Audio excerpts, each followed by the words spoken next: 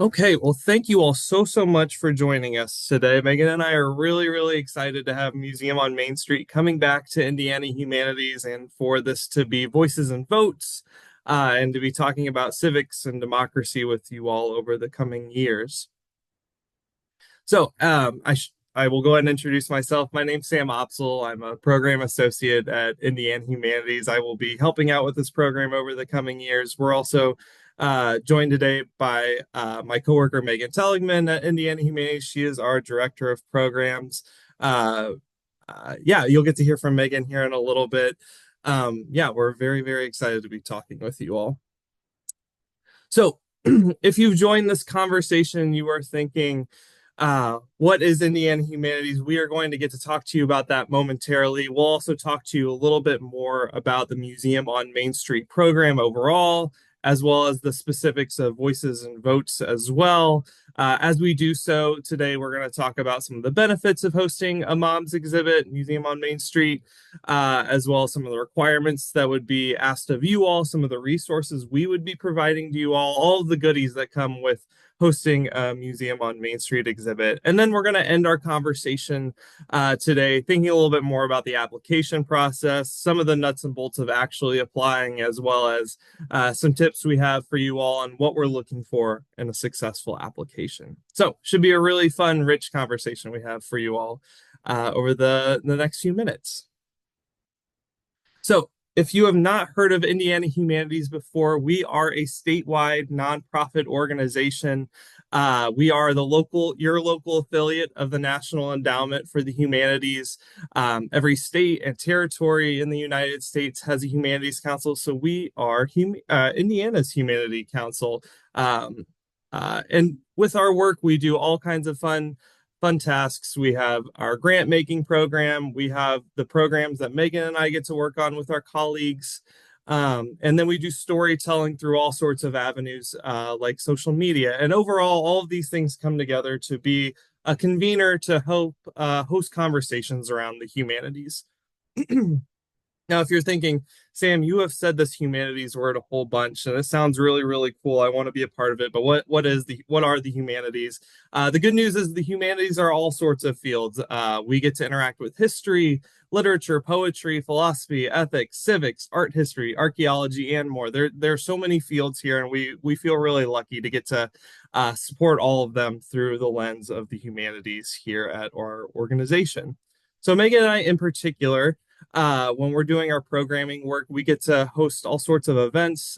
Some of those are readings or discussions. We might host public lectures. We might get to help support exhibitions, unveiling of exhibitions, and more. That's the joy of doing programming work, is there are all sorts of fun things under our umbrella. In particular, as we head into the next few years, Megan and I are really thinking about the 250th anniversary of the Declaration of Independence. That will be coming up on July 4th, 2026. So we're really excited and hungry to engage in some of these conversations about civics and democracy more. There's a web page you can find on our website at the bottom of the slide called America at 250, where you can see some of the programs we are starting to formulate around this, including what we're all here to talk about today, which is Museum on Main Street and Voices and Votes. So let's talk a little bit more about moms then. Museum on Main Street, if you are new to this program, it's your first time interacting with this program. Several years ago, the Smithsonian, before this was instituted, was looking around and thinking, wow, we have so many people that get to come to Washington, D.C. and see our exhibits, but there are so many more people that might never get to see a Smithsonian exhibit in their lifetime. And how do we interact with those folks? And as they were looking at options, they settled on this traveling exhibit program where they get to collaborate with us here at the State Humanities Councils to bring these top-notch, high-quality Smithsonian exhibits out to rural communities across the nation so they could get to interact with a Smithsonian exhibit in their own community.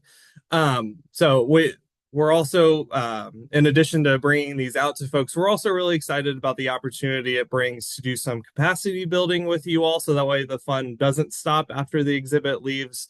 We'll talk about this more as the webinar goes on, but we're very excited to do some skill building with you all and help build conversations and build capacity within your organization as you bring this exhibit to your town. To do a quick overview, and I believe I'm going to pass it over to Megan. We will have this exhibit coming to 6 sites across the state. Each of these towns where the exhibit arrives will have a population of less than 10,000. And this will, or all of our sites will be selected through an application-based process. The application's open now on our website. We'll talk about more about how you interact with that, and the application ultimately closes at the end of January 2025. So still plenty of time to apply, and we're hoping the webinar today can supply you with some tools and tips for how to navigate that application. I'm not going to go through each of the dates listed below, but as you can see, each site that's selected is going to have voices and votes for 6 weeks, which we're really thrilled about. That'll start in late March 2026, and it'll go all the way through January 2027. A lot of big future dates that maybe gives me a little bit of shivers, but I'm excited to be working with you all on this project for the next few years. It's really thrilling to see how far into the future we'll get to be talking about civics and democracy together. The last note I'll make here at the bottom of your slide is as you host the exhibit, you're going to be getting to develop programs around the exhibit in your community and even be developing a companion exhibition to talk a little bit more about what it means to have democracy and civics within your own community and telling your community's story. So, yeah, I think I'm going to pass the baton over to Megan now.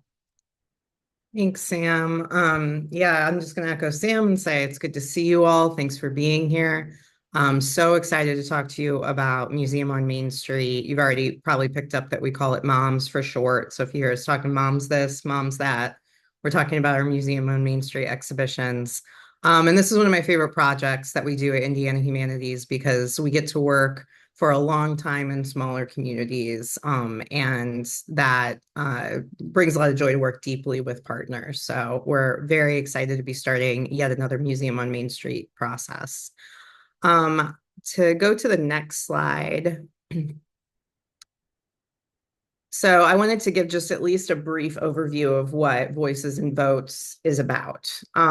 There is, if you go to our website, I'll link to an exhibit script, like a more detailed overview of some of the photos and stories that are told within the exhibit. But it's good to note that it is a national story. It's based on an exhibition that's currently on display at the Smithsonian's National Museum of American History. And like Sam indicated, these MOMS projects are taking those big national Smithsonian exhibitions and distilling them down in a way that they can travel around states. And you'll see the photos in this presentation. We actually ask our partners at Florida Humanities if we could use some of their photos because that's where the exhibit has been recently. So this is truly an opportunity that travels the entire United States, the islands and the territories to have us reflect on, major aspects of American history and culture. Voices and Votes in particular asks some big questions about American democracy and, invites folks to reflect on the relevance of these questions in their own lives. So the questions are, who has the right to vote? What are the freedoms and responsibilities of citizens? Whose voices will be heard? How do you participate as a citizen? And how can we encourage more people to participate in our democracy? So those are kind of the guiding questions that take you through the exhibit. And I'll show you a few more photos and some other kind of high level, how the exhibit is organized information in a moment.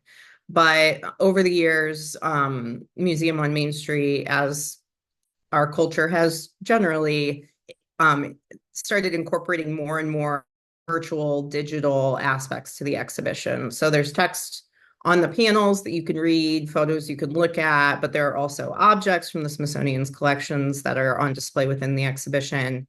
And now videos, multimedia interactives, and more, and also online resources that you can direct folks to.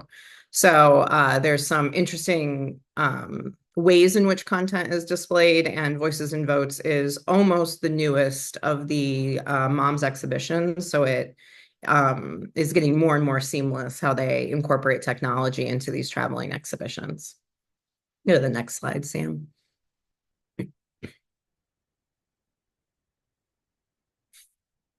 And start chatting.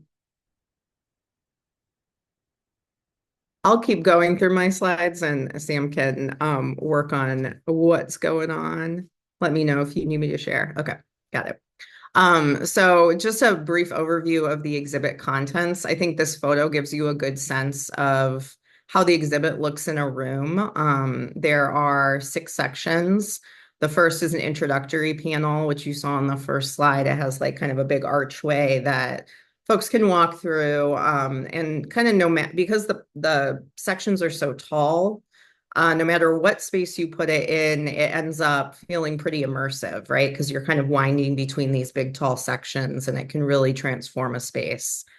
So the first section is an introduction.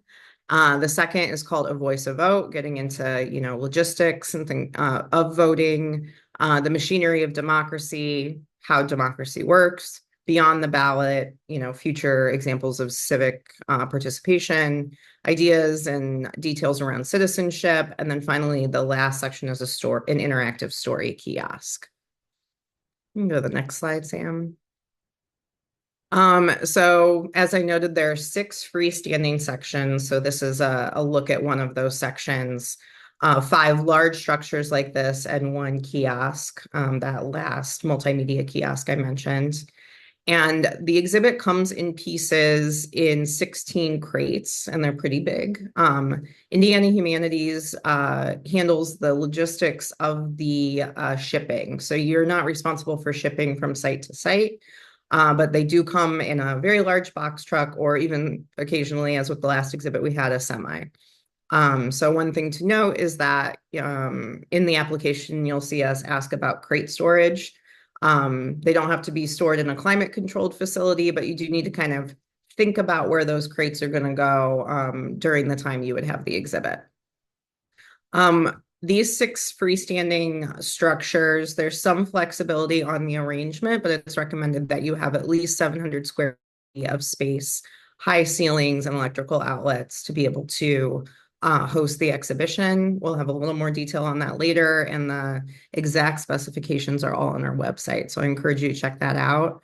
And then this is the part where if you're thinking, is my space even big enough? Can I even host this? We encourage you to please, please, please reach out, because we can, again, there's some flexibility. We can talk you through if your space will be large enough. We're happy to have those conversations in advance of you even submitting an application if you have any concerns about your space being able to facilitate the exhibition. Next slide, thanks. So yeah, I just wanted to overview some of the requirements for host sites, and then the many resources you get from Indiana Humanities and the Smithsonian to make this successful. So a little bit about why you might want to host a mom's exhibition. We've hosted 2 in Indiana in the recent past, in the last 5 to 10 years. And we just saw great impact for the organizations and communities that hosted. So some of those impacts are, this is a pretty prestigious opportunity to spotlight both your organization, but the unique local history of your community. You get a big banner that says the Smithsonian is here. And that name ID really gets people excited. It is a special opportunity. It takes a lot of work. It does. There's a kind of long prep process, and it's a big exhibition, but that work pays off because you get a lot of people out and a lot of community excitement around the exhibition's arrival. So that's one big impact we've seen. The story I always tell about increased attendance is the town of Dillsboro, Indiana, in southern Indiana, kind of down by Aurora, if you're not familiar. They hosted Crossroads, Change in Rural America, a few years ago, and more people attended the exhibit than actually live in the town. And that was, really exciting to see that many people traveled in and were excited to make the trek to see the exhibit. So not only local folks, but people will travel in to see these things. Also, the exhibitions allow you an opportunity to address issues that are relevant to your community. So again, the Museum on Main Street exhibition tells a national story. But since you produce local programming and create a small companion exhibit, You are able to, the idea of the companion exhibit is to bring those national narratives down to, well, what does this mean for the people I live alongside? What does this mean for my community, like the community I live in and my neighbors? And so there's a opportunity for relevancy no matter what the history of your community is. We hope that this exhibit in particular bolsters civic engagement, institutional connections, and community pride. Again, telling those local stories, highlighting history is a great way to connect people to community. But also the exhibit is a great opportunity for partnership, right? It is a big lift. It's a big exhibition. It's a unique opportunity. And so we hope that you gather your community behind it and make partnerships that last far beyond when the exhibit leaves your town. One great thing that the Smithsonian highlights and that provides support for are intergenerational activation. So getting older folks in your community connected to K-12 students. Sometimes those look like oral history projects or community conversations. But the nature of the Moms exhibition really supports intergenerational programming. So getting different in your community talking to each other about how they connect to each other, how they connect to the place that they live, and how those neighbors interact and live together. We've also seen moms present an opportunity for new funding to come to your organization. Again, it's a big special opportunity, so you can make a real case that, we need support to pull this off, and that funding hopefully lasts beyond just the exhibition, but helps you make connections with folks in your community who are willing to support your mission, be it at a library, a museum, or another cultural organization. And then finally, through the training process, we hope you pick up some new skills or refine some skills that you already have, and share, your learnings with us. We think about this as building capacity for Indiana Humanities and our partner organizations. We get to hear what you need and how we can better support you. And then also we bring in a lot of experts and a lot of skilled folks to kind of help us make this opportunity the best it can be. So it gives you some opportunity to grow in areas that you or your organization might want to grow. In terms of requirements, so what do you actually need? What boxes do you need to check and be able to host the exhibition? We do ask that our hosts be tax exempt organizations that are in Indiana, and that the host site, so wherever the exhibit is located, be in a town of 10,000 or fewer residents. We've had cases in the past where kind of like, say, a library system is located or kind of headquartered in a bigger town, but they host it at a rural branch of their library. That's totally fine. If you have any questions about that, again, this is a great opportunity. Reach out to us, talk through it, and let us know what you're thinking. We're very happy to advise and have a conversation in advance. We do ask that hosts be open at least 30 hours a week during the exhibition. So those 6 weeks that you have the exhibit, if you're not open 30 hours a week, we ask that you find a way, and this is a great chance to build your volunteer corps sometimes, but find a way to make the exhibit as available as possible to the community while it's in town. And that would also include some evening and weekend hours to make sure that people, that work 9 to 5s can get out to see the exhibit sometime when they're off work. Like I noted before, you'll need to provide a secure exhibition space with at least 650 to 700 square feet, 8-foot tall ceilings, and available electrical outlets. Again, if you have questions, like if you're right on the edge of one of those requirements, talk to us, because we can help advise on if it's going to work or not. We're glad to do that. And like I mentioned earlier too, you'll need to have a secure dry space to store empty exhibit crates. It doesn't have to be climate controlled. So if this is a garage or some kind of city storage space that someone's willing to donate, that is totally fine. It doesn't have to be heated or anything like that.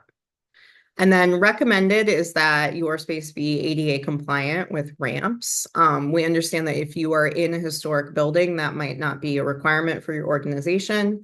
Again, reach out to us, let us know what the situation is. There's a question on the application that asks you to kind of explain if you're not ADA compliant, why that is and what what some of the physical barriers are to getting into the space. And that's as much for the crates as it is to make sure that as many people as possible can see the exhibition. So a few more on the kind of expectations, requirements end of things. So in addition to those more logistical aspects on the last slide, we also ask that you kind of assign a project director, a point person for the opportunity who will attend the two required statewide planning meetings and help kind of coordinate with us. It just helps us to have a solid point of contact that we can reach out to if, with updates and things like that. And there are two statewide planning meetings, and I'll talk a little bit more about that in a second. You're also expected to, put some publicity out in your local community or broader region. And that's often in coordination with us. We work with you closely on making sure we're hitting all of our marks and getting the word out and making sure everybody knows that the Smithsonian is coming. You're also required to produce a local companion exhibit and host at least 3 public humanities programs. So a public program of some sort related to the exhibit's themes. So that's just another way to ensure that people are coming to see the exhibit, but are also engaging with the exhibit's content, having some conversations, deepening their understanding of kind of the content displayed in the exhibit and in your companion exhibit. We also ask that you host a grand opening and ribbon cutting ceremony where you can invite local elected officials, funders, volunteers, have a big party to kick things off. We even have a giant pair of those scissors, if you don't already have them, that will send along with the exhibit so you can really do it in style. At the end of the exhibition, we'll ask you to provide a final budget and cost share report, value of donated services, things like that. There'll be a final report that comes from the Smithsonian that asks you to report on, how it went and how many people came and all those things. And then the last major requirement is we do provide a grant to support your activities with the exhibit. I'll talk about that in a sec. But that anything beyond that grant that you find a way to cover costs that extend beyond the grant that we provide in Indiana Humanities. So what you'll receive, the fun stuff. You'll obviously get free rental of the exhibition for 6 weeks.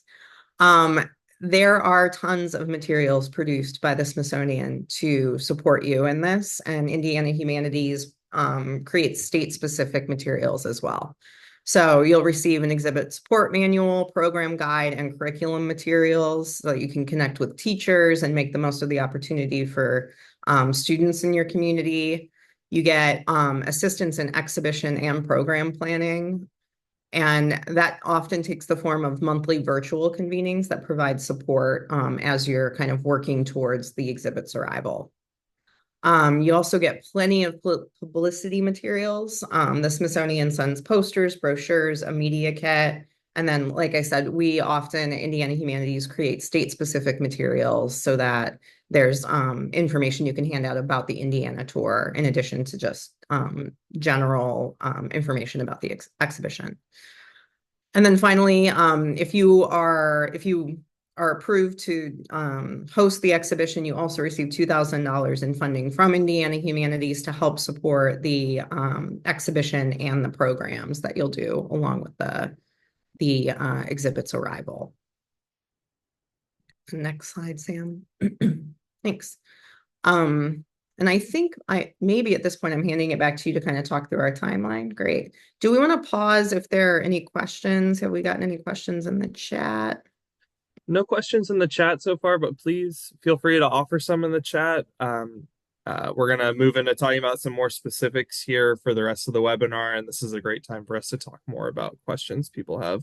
Julie, it looks like you have some questions, so feel free to start dropping those in the chat. Megan, maybe we can answer those as we go through. Yeah, and if folks want to unmute too and ask questions, we're glad to do it that way as well. We're a small group. Yeah.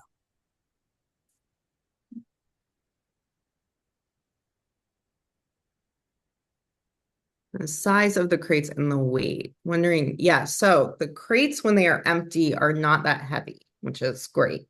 They're kind of a fiber board. They're not light, but they're not nowhere near as heavy as when they're full of exhibition. So I can give you the exact crate dimensions. We actually have a schematic on our website that shows you the space requirement. If you give me a second, I can pull those. I'll drop the link in the chat. My concern with a stairway, to get technical about it, is like clearance. Like if it's a narrow staircase down, they are big, like kind of tall crates. So there might be an issue with clearance, just the height of it. So again, I'll drop the crate dimensions into the chat here and you can kind of look at that. The companion exhibition has taken many forms over the years. Like you really have a lot of uh, freedom to kind of make something that works for you, your community, and your organization. So the idea is to, and we work on this together during the statewide planning workshop that will happen in April of next year. And we'll talk more about the timeline in a second. So the idea is the companion exhibit takes the big themes, these big national themes, and says, okay, but how is this reflected in my community? And so that might be stories of civic engagement from your past, political histories of your town. Like you could go many, many different ways. And the nice thing is, and one of the reasons why we start this process, you'll see, the exhibit's not arriving till March of 26. Why are we talking about it in 24? Well, you have over a full year to develop that companion exhibit in a way that makes sense for you and your community. So, yeah, that's what I'll say about that for now. We do, at least part of that April workshop is all about your community's story and how you can, connect your community to the exhibit's theme. So we take a deeper dive on the content. Next question, would a book and speaker series meet the program requirement? Absolutely. There is a reading list that the Smithsonian has already produced that is a companion reading list. You could pick books from that and do a reading series while you have the exhibition. Speaker series, absolutely. Those are exactly the type of programs we're thinking about. The exhibit, you'll know if you look at the timeline, the exhibit arrives the Tuesday or Wednesday, depending on how far it's going in the state. It arrives the Tuesday or Wednesday before your Friday or Saturday opening. So you have several days to get it set up. Usually installation starts on the Wednesday. You can do it in a day. It's actually pretty easy to do in a day with a small group of volunteers. Actually recommend that you not have too many volunteers try to help put it together, because there is such a thing as too many cooks in the kitchen, where everybody's got a different piece and you've lost track of what's going where. So a small core of volunteers can put it together in a day. When the exhibit arrives in Indiana, you come to the second of the required trainings.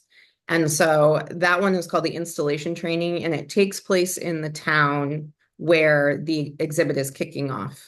So the first site. So we all go to that town and we learn how to put it together as a group. So you'll have an opportunity before it comes to your community to have put it together once, so that when it arrives, you have the experience and can kind of help your volunteers navigate that. The Smithsonian also, post-COVID, has a lot more installation videos as well. So if you were curious about how it goes together, you could go watch those right now. But I've described it like just a giant puzzle. Everything is labeled. There's kind of a installation guide, and this piece goes there, this piece goes there. It's kind of fun if you're into that type of thing. I am. It'll feel like a Lego kit, IKEA kit kind of situation. Yeah, it's neat. It's pretty ingenious. I mean, it's the Smithsonian, so it's pretty ingenious how they've designed the exhibition and how it goes together. Cool. Keep dropping those questions in. We're happy to answer them. Sam's going to take it away to talk a little bit about the timeline and the application. Awesome. Sounds good. We're going to hope these slides transition, because Teams and Zoom have combined to give me a run for my money this morning. Okay. think we're on track now. So as we showed earlier, here's the site schedule again. Going back to that last question Megan was talking about, you all will see that Venue 1 receives the site March 28th. So a little bit earlier in that week is when you'll get to do the second required statewide training where we'll all come together at that Venue 1 in late March to see that get put together. But from there, it's kind of on that 6 week track where you have it for 6 weeks and then is traveling to the next venue set up, and then we're off to the races again. And the dominoes will keep falling until January 2027. So in the lead up to that, then here's a little bit more of a timeline for you all just to kind of keep in mind as you go about your application. So end of January 2025 is when those applications are due. And then a few months later is when you will get a notification of the decision if you are going to be receiving voices and votes or not. About a month later, April 25th, 2025 is the first of those required statewide training workshops where we talk about more of the logistics of hosting the exhibit, kind of start getting the wheels turning about how you want to tell your community story, what this will look like in your community. So we are very, very excited to be hosting so many people in Indianapolis on April 25th for that workshop. Yeah, and And I'll then, note, I yeah, just go wanted ahead. to note there, Sam, like we pay your travel and lodging if you need it for the statewide training workshop. Same with the installation training. So I just wanted to note that we support you in that way. Thanks, Megan. So yeah, after that big workshop in April, from there we'll be doing more monthly virtual convenings like right now, where once a month we'll get together to talk about some element of capacity building, whether that's programming or communications or exhibit design, all of these sorts of elements that I'm sure you all will have questions about and want to start refining and digging into. Those will be in those monthly convenings that Megan and I will come together with you all over the course of 2025 to talk more about. And then finally, as we turn that corner into March 2026, is when we're going to get to that installation training that I was just mentioning. We'll do our second statewide kind of workshop together at the first venue. And then from there, it's time for the exhibit to open. Sam, can I point one more thing out too, since can you Yeah, go back a slide? Sorry. no, you're good. So since somebody asked about the companion exhibit, I just wanted to point out in this photo, what these folks are looking at is the companion exhibit produced by a site in Florida. So they went really literal with their kind of translation where they use the like what the Smithsonian exhibit looks like to produce the exhibition.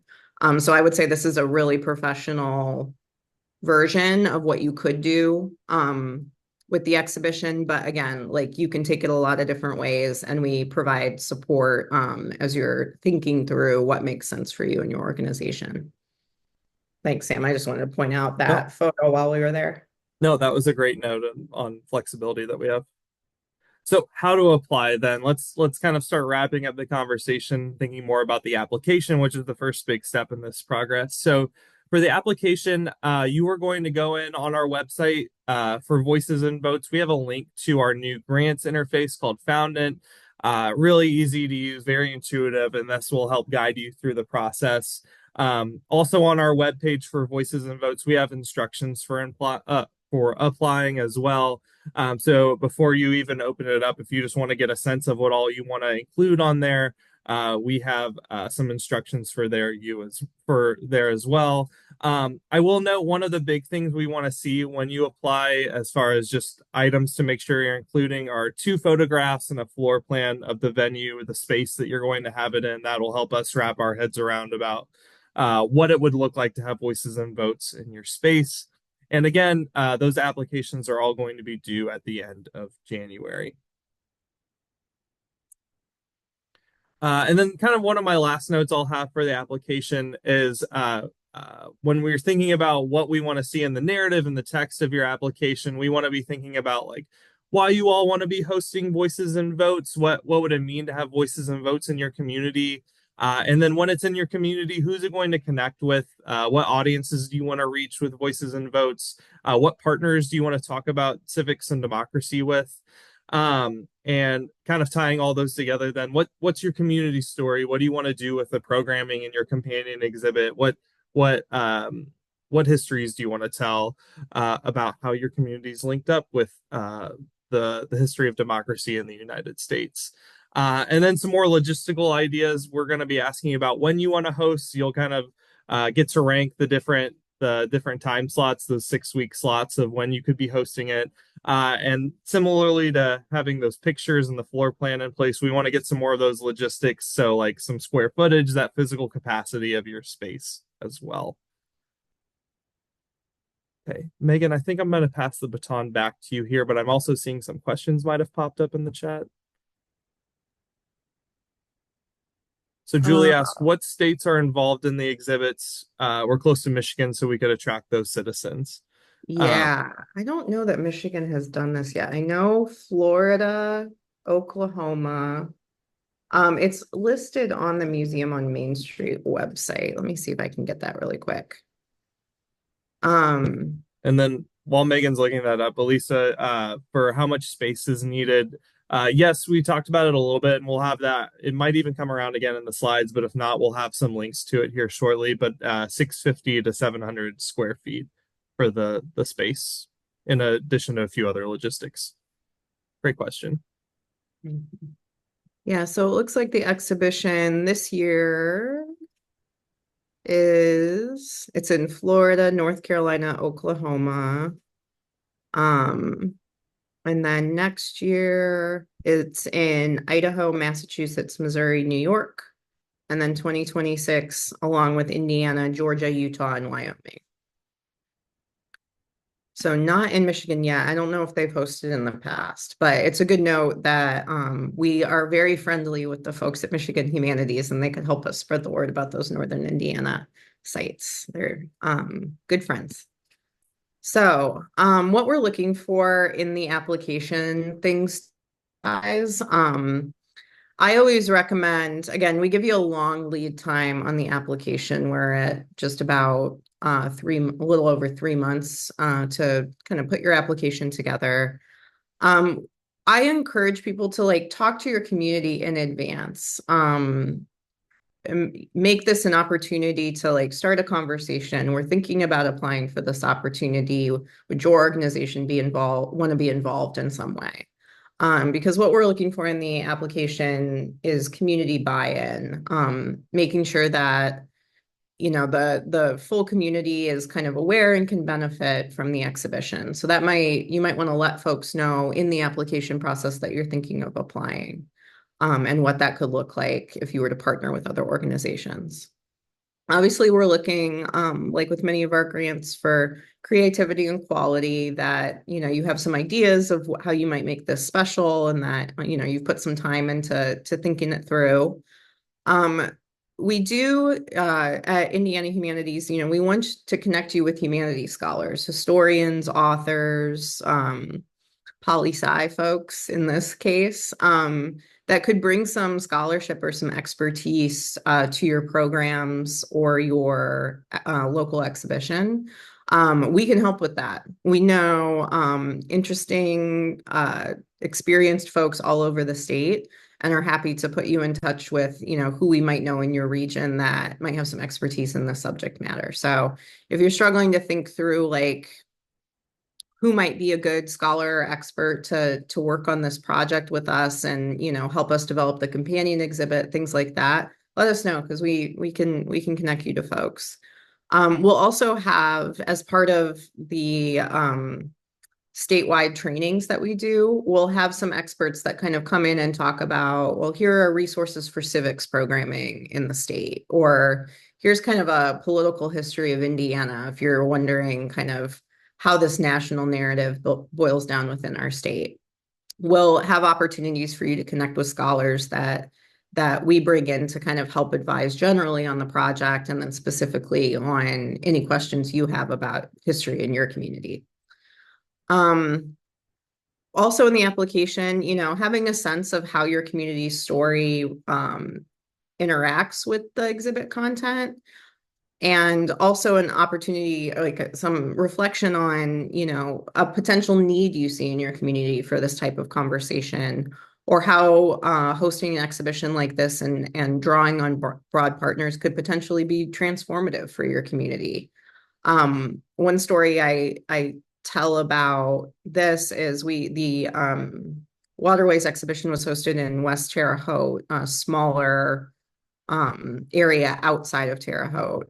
And the director there, Jane, said, she thinks it was the first time that all of the universities in Terre Haute worked together to contribute to a project, right? It's a great opportunity to like bring all of these organizations together that had not worked together in a long time to work on a community project. So that was a little bit transformative in that those partnerships developed and still exist as a result of hosting Waterways. And then finally, it's a multi-year journey, right? Again, we're still well in 2024 and we're having these conversations. So just knowing that, the exhibit will not arrive until early in 26, you're committing and acknowledging that there will be work over the coming year to make this as successful as it can be in your community. So those are the types of things we're looking for in the application. I'll say a little bit, just kind of wrap us up, and then we can take as many questions as you all have. I've got nowhere to be for a while, so I'm happy to chat. So if you have questions or just want to talk it through, again, it's a big undertaking. It's a large physical exhibition. If you want to talk about if it's going to work, email Sam or I. We're happy to set up a call. In some cases, we can even come see the site. We've done that in the past. Happy to get on the road and come see you and kind of advise on if it would work and things like that. You can visit our website. I dropped the link in the chat and it's up here too. That Voices and Votes link has all the information along with some FAQs, the application link, all the dates, things like that. So check out all of that information and let us know if you have questions or want to have a conversation. I think that's it for our slides. So yeah, we're glad to answer questions and provide more information.